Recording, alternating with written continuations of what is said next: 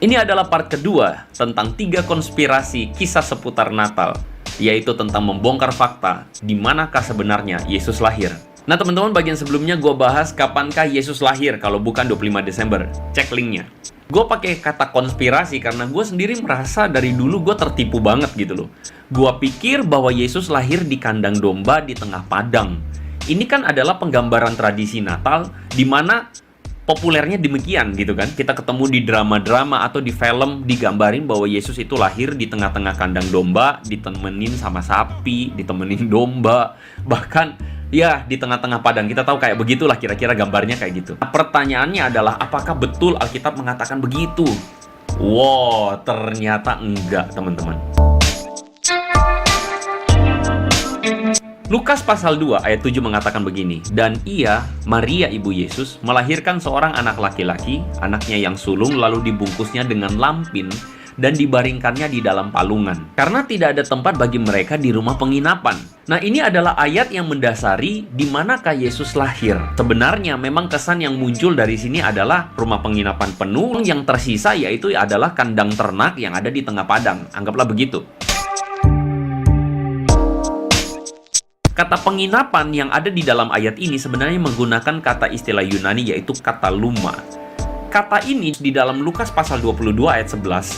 Di situ dikatakan bahwa Yesus meminta para murid untuk mempersiapkan makan Paskah, the Last Supper, ya, sebelum Yesus disalibkan. Istilah kata luma ini diartikan sebagai sebuah ruangan tamu atau ruangan atas di lantai 2. Di dalam kisah Lukas pasal 2 pula dikatakan bahwa Yusuf dan Maria itu pulang ke Bethlehem karena sensus oleh Kaisar Agustus. Di dalam budaya Yahudi, kita bisa mengerti Yusuf itu pulang ke rumah kerabatnya karena pada saat itu ikatan kekerabatan antar keluarga itu sangat kuat di dalam budaya Yahudi. Sehingga mereka sebenarnya bukan mencari penginapan komersil, tetapi mereka mencari rumah saudaranya yang mempunyai ruangan atas yang kosong itu.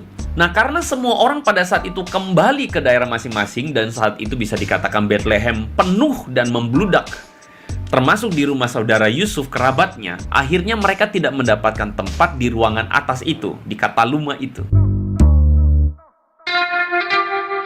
Nah, para arkeolog ketika menggali menemukan bahwa tipe dari rumah-rumah Yahudi itu di sekitar Yudea pada saat itu memiliki kemiripan. Pada umumnya, rumah pada saat itu terdiri dari 2 lantai. Lantai atas diperuntukkan khusus untuk orang tinggal, beserta dengan ruangan tamu atau ruangan kosong ya.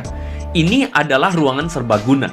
Sedangkan lantai di bawah itu adalah area bekerja, termasuk area makan, bahkan ada ruangan di situ yang digunakan untuk, dalam tanda kutip, kandang buat ternak binatang. Karena pada saat itu lumrah bagi penduduk Israel untuk memasukkan ternak di lantai 1, lantai dasar, pada waktu malam teman-teman. Terutama untuk melindungi ternaknya dari berbagai macam bahaya atau pencuri di waktu malam. Jadi nggak heran jika di lantai dasar di dalam rumah tersebut akan ada palungan untuk memberi makan ternak teman-teman. Sebenarnya buat kita ya, sulit banget untuk memikirkan bahwa sang pemilik rumah itu tega amat untuk mengusir Yusuf dan Maria keluar dari rumah. Apalagi pada saat itu Maria mau melahirkan. Masakan tega melahirkan di tengah-tengah kandang, di tengah padang begituan? Kayaknya enggak deh. Tetapi memang faktanya adalah rumah pada saat itu sangat penuh. Makanya masuk akal jika Yusuf dan Maria itu kebagian tempat tetapi di lantai dasar di dalam rumah. Nah, disitulah kita mengerti kenapa bayi Yesus diletakkan berbalutkan kain lampin, karena Alkitab sekali lagi tidak mengatakan bahwa Yesus di dalam kandang, tetapi Yesus diletakkan berbalutkan kain lampin di dalam palungan. Tapi apakah bisa dibilang itu adalah kandang? Ya, terserah kita mau ngomongnya apa. Tetapi bagi gua kayaknya nggak cocok kalau kita sebut kandang dalam pikiran kita kandang tengah padang gitu, teman-teman. Karena ini adalah di dalam rumah dan memang ada tempat untuk menaruh ternak untuk melindungi dari bahaya di sana. Intinya ya di dalam rumah. Nah, mungkin ada di antara teman-teman yang agak kaget dengan pembahasan gua kali ini. Tetapi tentu gua tidak mempermasalahkan tentang hal-hal detail soal kelahiran Yesus. Tetapi hal-hal seperti ini cukup mengagetkan, bukan? Tetapi fakta ini gue ingin tunjukkan kepada kita sebuah pesan bahwa bagaimana Tuhan Yesus, Sang Raja Damai itu, lahir dalam segala keterbatasan di dalam dunia ini.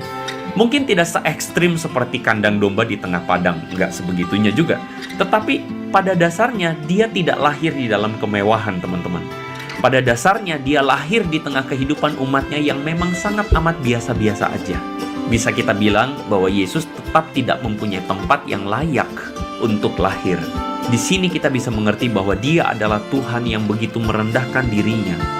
Dikala orang-orang di dalam segala zaman di dunia ini adalah orang-orang yang ingin semakin meninggikan diri, bukan?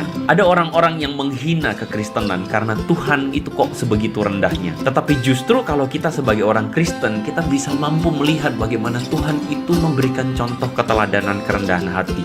Dan itulah yang membuat kita akhirnya bisa menemukan kebenaran, bukan? Semoga di momen Natal kali ini, teman-teman, engkau dan saya, kita semua boleh semakin menyerupai Tuhan Yesus yang semakin merendahkan dirinya dan tidak mementingkan kepentingan pribadi. Sampai di sini aja kisah konspirasi yang kedua. Kita ketemu lagi di konspirasi seputar kisah Natal yang ketiga, yaitu tentang orang Majus. Make it simple, make it meaningful. May God bless you.